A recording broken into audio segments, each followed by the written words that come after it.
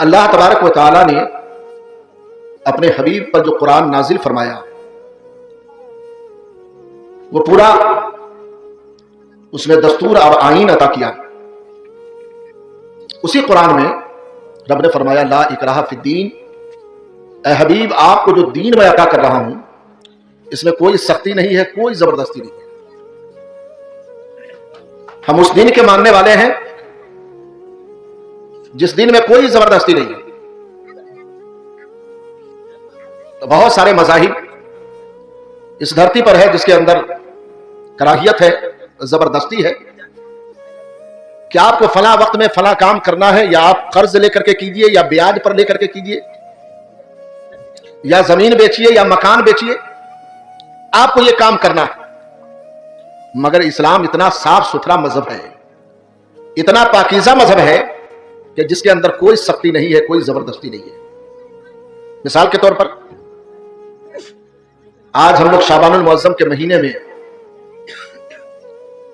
اپنی زندگی کی سانسیں لے رہے ہیں.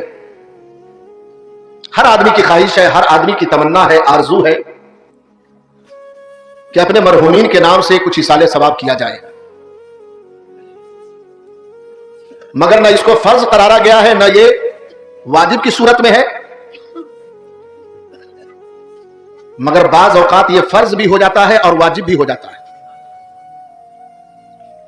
اسلام بہت باریکی مذہب کا نام ہے، اس میں بہت باریکیاں ہیں. قرآن میں رب نے فرمایا ان الدین عند اللہ الاسلام، سب سے مہذب، سب سے پاکیزہ، سب سے ستھرا دین جو ہے وہ اسلام ہے. لا اکراہ فی الدین، اس میں کوئی زبردستی نہیں ہے. اگر اللہ تبارک و تعالی نے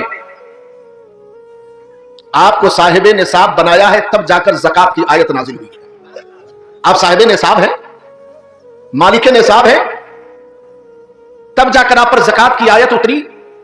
اور جو مالک نصاب نہیں ہے ان پر زکات واجب نہیں ہے. اسی طرح سے اب یہ سامنے رمضان کا مہینہ آئے گا، اس میں ہم لوگ فطرہ ادا کرتے ہیں، اس میں اپنی طرف سے اور اپنے نابالغ بچوں کی طرف سے کرتے ہیں نا. یہاں تک کہ حدیث شریف میں آیا ہے کہ جو چاند رات کو بچہ پیدا ہو، یعنی کل صبح عید ہونے والی ہے، آج عید کا چاند دیکھا جائے گا اور اسی اسنے میں اس بچے کی ولادت ہو گئی، تو حدیث پاک میں آیا ہے کہ اس بچے کی طرف سے بھی صدقہ فطر ادا کرنا ہے نا. مگر کس کے لیے ہے؟ جو صاحب مال ہے، صاحب استطاعت ہے. ایسا نہیں ہے کہ آپ کے پاس مال نہیں ہے اور آپ سود پر، بیاج پر پیسہ لے کر یا قرض لے کر کے آپ صدقہ فطر ادا کیجیے. حقیقت یہ ہے کہ اگر آپ اس لائق نہیں ہیں تو آپ پر کوئی زور زبردستی نہیں ہے، بالکل آزادی ہے. مگر ہاں اگر فطرہ نکالنے کی صلاحیت ہے تو پھر فطرہ نکالنا ضروری ہے.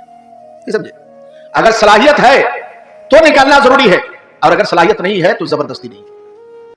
زکات کے لیے اللہ اور اس کے رسول نے جو قانون متعین کر دیا کہ کسی بھی مال پر سال کا گزرنا ضروری ہے. جیسے آپ نے 1 لاکھ روپیہ لگا کر کوئی کاروبار شروع کیا